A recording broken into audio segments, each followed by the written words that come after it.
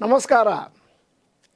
ಇವತ್ತಿನ ದಿನಗಳಲ್ಲಿ cyber crime ಅತಿ ಜಾಸ್ತಿ ಆಗ್ತಾ ಇದೆ ಮತ್ತು ಅದರ ವಿಕ್ಟಿಮ್ಸ್ ಅಂದರೆ ಸೈಬರ್ ಕ್ರೈಮ್ ಜಾಲಕ್ಕೆ ಸಿಕ್ಕಿ ನರಳುತ್ತಾ ಇರುವಂಥವರ ಸಂಖ್ಯೆ ಜಾಸ್ತಿ ಆಗ್ತಾ ಇದೆ.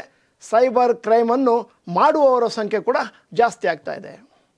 ಅಂಕಿ ಅಂಶಗಳ ಪ್ರಕಾರ ಇಡೀ ಭಾರತ ದೇಶದಲ್ಲಿ ಅಂದಾಜು ನಿಮಿಷಕ್ಕೊಮ್ಮೆ ಒಂದೊಂದು ಸೈಬರ್ ಕ್ರೈಮ್ ಆಗ್ತಾ ಇದೆ. ಕರ್ನಾಟಕವು ಇದರಿಂದ ಹೊರತಾಗಿಲ್ಲ. ಇಂತಹ ಸಂದರ್ಭದಲ್ಲಿ ನಾವುಗಳು ಎಚ್ಚೆತ್ತುಕೊಳ್ಳಬೇಕು.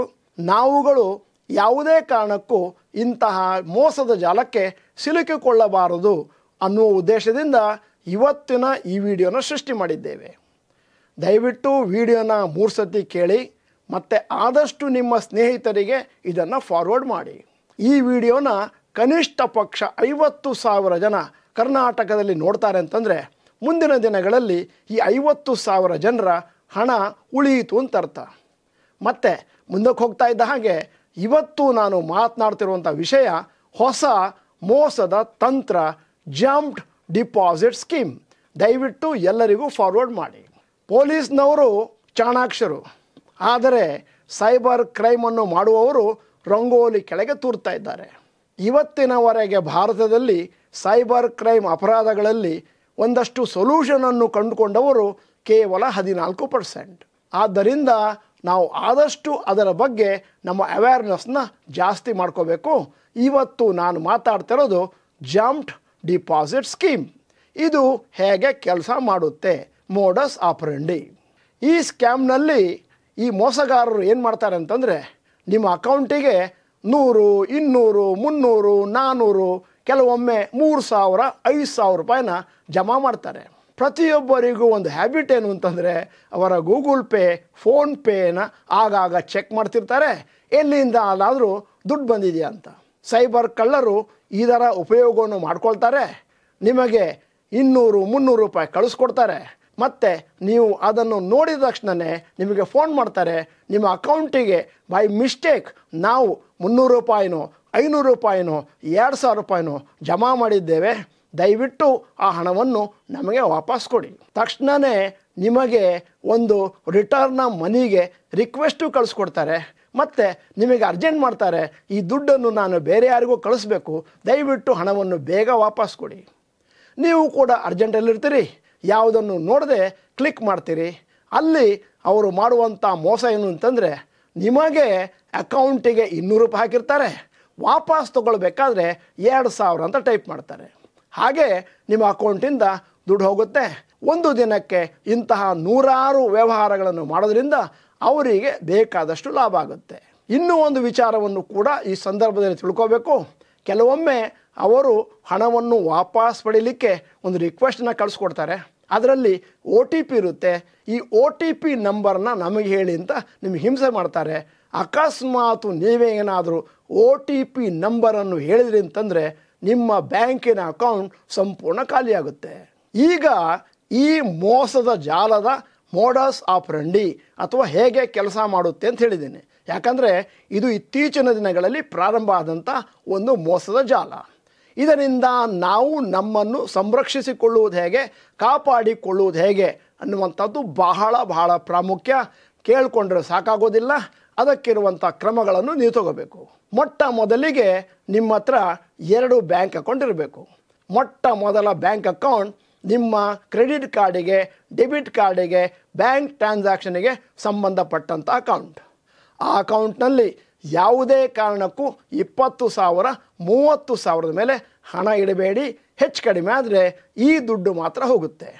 ನಿಮ್ಮ ಮೇನ್ ಅಕೌಂಟ್ನಲ್ಲಿ ನಿಮ್ಮ ಹತ್ರ ಅದೇನು ಲಕ್ಷಗಟ್ಟಲೆ ಇದೆ ಅಥವಾ ಫಿಕ್ಸೆಡ್ ಡಿಪಾಸಿಟ್ ಇದ್ದಾವೆ, ಅದನ್ನು ಜಮಾ ಮಾಡಿ.